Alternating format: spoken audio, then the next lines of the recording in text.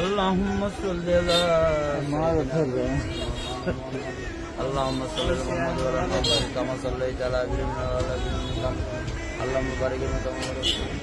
আস্তাগফিরুল্লাহ আস্তাগফিরুল্লাহ। আল্লাহ তুমি আমার এই আস্তাগফিরুল্লাহ 1000 কোটি বছর বাঁচার তৌফিক দান করো।